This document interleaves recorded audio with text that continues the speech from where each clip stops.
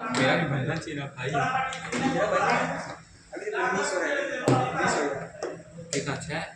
20 हो गया मेरे 20 हो गए तेरे 15 है 18। अच्छा चल 18 इसको ज़्यादा ज़्यादा 30 तक कोई बन जाएगा फिर कितने मिनट 2-3 चाहिए ना 3 3 चाहिए ना बन जाएगा आराम से बनना नहीं चाहिए। बन ही जाएगा भाई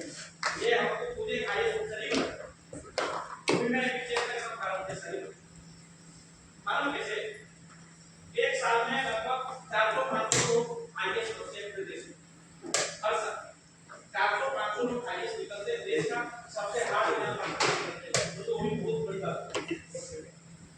और 2 से 3 साल में मात्र 1 या 2 ग्रेड मार्कर से इतनी बड़ा अच्छी समझ में आ गया बहुत हार्ड मेहनत करके पैसा खर्च करके सब करके लोग है पूरे साल 2 साल 3 साल में 1 से 2 अरे हाँ